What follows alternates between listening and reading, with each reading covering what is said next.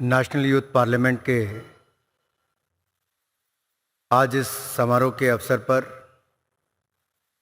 हम सबके बीच में उपस्थित लोकसभा के माननीय स्पीकर आदरणीय ओम बिरला जी, गृह राज्य मंत्री, युवा कार्यक्रम एवं खेल राज्य मंत्री मेरे भाई Nishit Pramanik ji, secretary general Lok Sabha Utpal Kumar Singh ji, secretary general Rajya Sabha PC Modi ji, सचिव युवा कार्यक्रम एवं खेल विभाग श्रीमती सुजाता जी, ज्यूरी के मेंबर्स, लोकसभा में हमारे सहयोगी और पूर्व केंद्रीय मंत्री और बागपत के लोकप्रिय सांसद आदरणीय Satyapal Singh ji, retired IAS officer और ज्यूरी की मेंबर श्रीमती अनुजय सिंह जी, उपस्थित सभी अधिकारीगण और देश भर के कोने कोने से आए हुए सभी मेरे प्रिय युवा साथियों, मैं सबसे पहले तो आप सबकी ओर से लोकसभा के माननीय स्पीकर साहब का, आप सबकी ओर से भी और अपनी ओर से भी बहुत बहुत स्वागत और अभिनंदन यहां पर करता हूं।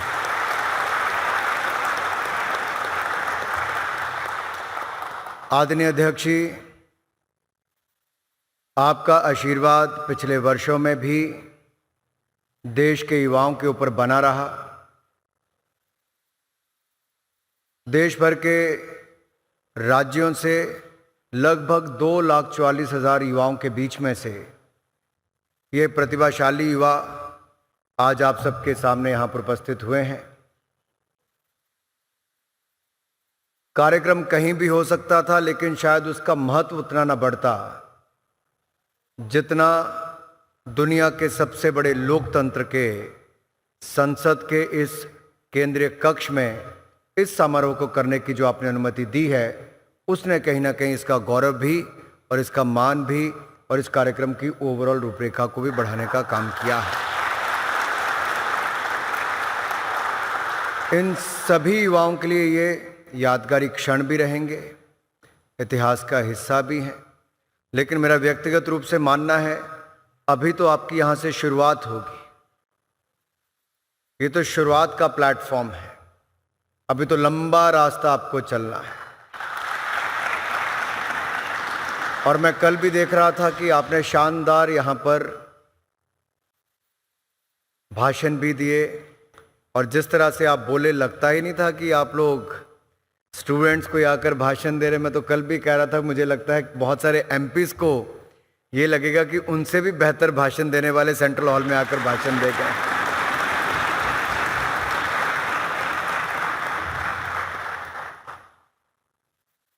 जब मेरा क्रिकेट में डेब्यू हुआ था तो मुझे वो दिन नहीं भूलता कि मैंने कब पहली बार किस टीम के आगे मैच खेला। पार्लियामेंट की डेब्यू स्पीच नहीं भूलती कि मैंने किस क्षण में बोले थे, कौन चेयर पर था, कैसे मुझे संरक्षण उस समय के स्पीकर महोदय ने दिया, पूरे हाउस को शांत किया कि एक युवा सांसद बोल रहा है, जरा ध्यान से सुनिए, उनको अपनी बात रखनी है। इसी तरह से आपने भी अपना डेब्यू किया है, मुझे पूर्ण विश्वास है ना आप भूलेंगे।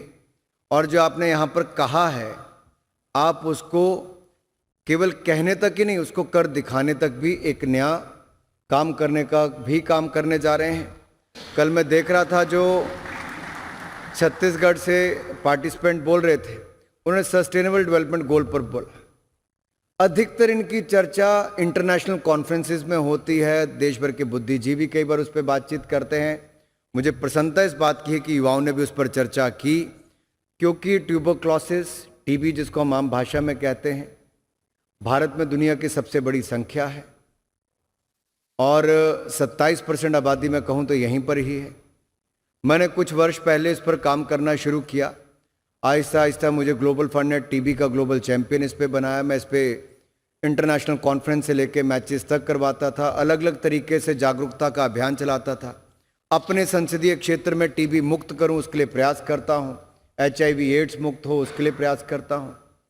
तो कहीं ना कहीं मुझे अच्छा लगा कि आपने रोजमर्रा की जिंदगी से हटकर भी कुछ ऐसा सोचा जो आम आदमी की जिंदगी में एक बड़ा बदलाव डालते हैं। मैं हाल ही में उत्तर प्रदेश के चुनाव में था, तो मुझे जानकर प्रसन्नता हुई कि माननीय योगी आदित्यनाथ जी, जो हमारे साथ सांसद यहाँ पर 14वीं, 15वीं, 16वीं लोकसभा में 3 बार थे, वो एक बहुत बड़ी बात बार बार करते थे, जापानी बुखार और गैंग वॉर की। जापान इंसेफ्लाइटिस और गैंग वॉर तो आप सब जानते हैं, वो तो हर पिक्चर में आप देखते हैं गैंग वॉर क्या होता है। अब जब वो मुख्यमंत्री बने तो जापानी बुखार भी और गैंग वॉर को खत्म करने का काम उन्होंने किया। तो जिसको जहां अवसर मिला उसने वो किया। हुआ कैसे? गंदगी के कारण वो होता था। प्रधानमंत्री मोदी जी ने स्वच्छता अभियान शुरू किया, उससे दुनिया भर में एक संदेश गया कि भारत पहले से स्वच्छ हुआ, लाखों लोगों का जीवन बचने का काम हुआ। आज से पहले जो WHO की रिपोर्ट्स आती थी, वहां पे गर्भवती महिलाओं की मृत्यु का कारण से लेकर मलेरिया, डेंगू से लेकर बहुत सारी बीमारियों का कारण केवल बीमारी गंदगी होती थी। हम आसपास के इलाके को साफ रखते हैं तो उससे भी बड़ा बदलाव कैसे आ सकता है, उसमें देखने को मिला। यही नहीं, झारखंड और हरियाणा से जो 1 नेशन 1 इलेक्शन की बात कही, मैं माननीय स्पीकर महोदय को लेने गया तो उन्होंने कहा कैसा रहा चुनाव। तो मैंने कहा सर, एक खत्म हुआ है, अभी शिमला का कॉरपोरेशन का इलेक्शन 2 महीने में आ जाएगा और उसके 6 महीने बाद गुजरात और हिमाचल के चुनाव आ जाएंगे। चुनावों से मुक्ति मिलने वाली नहीं है। और आपकी बातचीत में भी कहीं ना कहीं है 1 नेशन 1 इलेक्शन जो प्रधानमंत्री जी पिच करते हैं, उसका महत्व कैसे कि 5 साल में एक बार इलेक्शन हो और अगले 5 साल केवल काम, काम और विकास और विकास और विकास का ही काम होना चाहिए। इसमें कोई रॉकेट साइंस नहीं है। ये आपके उद्बोधन में भी देखने को मिला कि इसमें देश का हजारों करोड़ रुपया बचेगा भी, संसाधन भी बचेंगे, अधिकारी कर्मचारियों को काम करने का अवसर भी मिलेगा और जनता के टैक्स पेयर का पैसा भी सही दिशा में खर्च होगा। यहां तक कि जनधन योजना के बारे में आपने उल्लेख किया कि अगस्त 2014 में इसको लागू किया। मैं और आज सुबह सर मैं एक यूक्रेन से जो स्टूडेंट सुमी से जो आखिरी कुछ बैच निकल के आए, मैं उनको रिसीव करने सुबह 5:30 बजे गया। तो वापसी में मैं आप सबका वेबकास्ट पे भाषण सुन रहा था। मैं क्या आने से पहले सुनता हूं क्या क्या, तो हाथ पे लिख के आ रहा था क्या क्या है।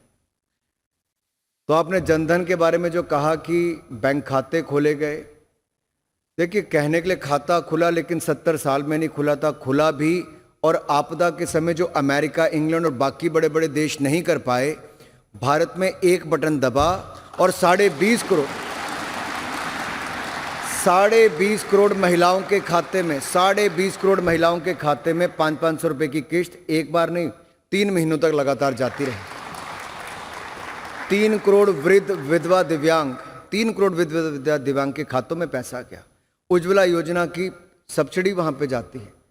ट्रांसपेरेंसी, अकाउंटेबिलिटी कैसे सिस्टम को और अकाउंटेबल करती है, ये डिजिटल टेक्नोलॉजी के लाभ से आपको पता चलता है। ये वेबकास्ट नहीं होता तो कल तो आप बोल चुके थे, मुझे पता ही ना चलता। आज सुबह मैं सुनता आ रहा हूं, उसका भी एक लाभ मुझे सुनने को मिला। आज हमें माननीय स्पीकर महोदय को सुनना, मैं ज़्यादा समय नहीं लूंगा, लेकिन इतना जरूर कहूंगा कि कुछ जब देखा कि कुछ विद्यार्थी नर्वस भी हो गए, तो मुझे अपना वो दिन याद आया जब मैं 25 साल की उम्र में हिमाचल प्रदेश क्रिकेट संघ का अध्यक्ष बना। मुझे पहली बार 25 के 50 लोग होंगे उनके बीच में भाषण देना था, सिर्फ थैंक यू करना था। और मेरी टांगें कांपे, ऐसे हाथ पैर सब काम गए मेरे, मुझे पता ही ना चले बोलना क्या है। लेकिन किसी ना किसी तरह से मैंने अपने आप को संभाला, तब बोला। लेकिन आपने तो मुझसे बहुत अच्छा किया जी, आपने इतने बड़े मंच पे आकर अपने आप को संभाला भी और आपने अपनी बात भी बड़े शानदार तरीके से रखी है। और एक विषय मैंने देखा जो अधिकतर युवाओं ने लिया, वो था नेशन बिल्डिंग का, पैट्रियोटिज्म का, राष्ट्रभक्ति का, राष्ट्र निर्माण का। यही कहीं ना कहीं दिखाता है कि नेशनल यूथ पार्लियामेंट में वो लोग चुनकर आए हैं जो राष्ट्रभक्त भी हैं और राष्ट्र निर्माण में भूमिका भी निभाने वाले हैं। और ये अपने आप में दिखता है और मुझे इसमें कोई अतिशयोक्ति नहीं है कि आप लोग आगे क्या करने वाले हो। मेरा इतना ही निवेदन रहेगा, be a good debater, be a good orator, be a good debater, but be a good citizen. एक अच्छे नागरिक भी बने और अपने माँ बाप के एक अच्छे बालक बालिका भी बने और माँ भारती के भी अच्छे सपूत भी बनने का आप काम करें, क्योंकि माँ भारती का कर्ज हम सबको चुकाना ही है। हम तब तक नहीं रुकेंगे, जैसे स्वामी विवेकानंद जी ने कहा था कि उठो जागो रुको मत जब तक मंजिल प्राप्त ना हो जाए। लेकिन होता क्या है, युवा अवस्था में बहुत सारे दोस्त ऐसे मिलेंगे, कुछ नेगेटिव मिलेंगे, कुछ पॉजिटिव मिलेंगे। हर किसी का एक एक अपना ग्रुप बन जाता है। परेशानियां भी हर किसी की जिंदगी में आती हैं, ऐसा नहीं कि हम सबकी जिंदगी में नहीं आती होंगी। लेकिन आपसे एक ही बात कहूंगा, परेशानियों से भागना बहुत आसान होता है। हर जिंदगी में एक मुश्किल इम्तिहान होता है। भागने वालों को कुछ नहीं मिलता जिंदगी में, लड़ने वालों के कदमों में ही जहां होता है।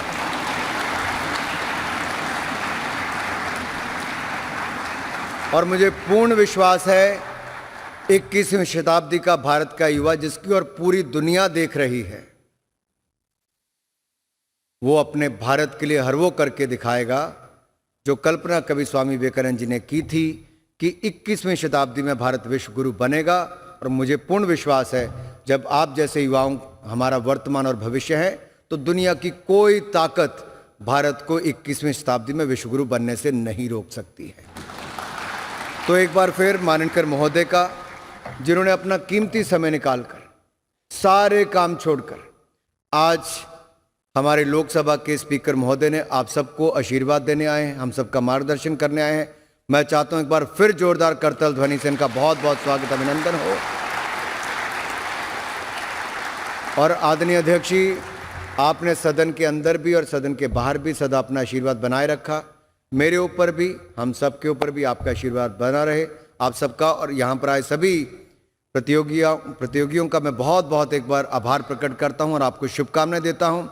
जय भारत, जय हिंद।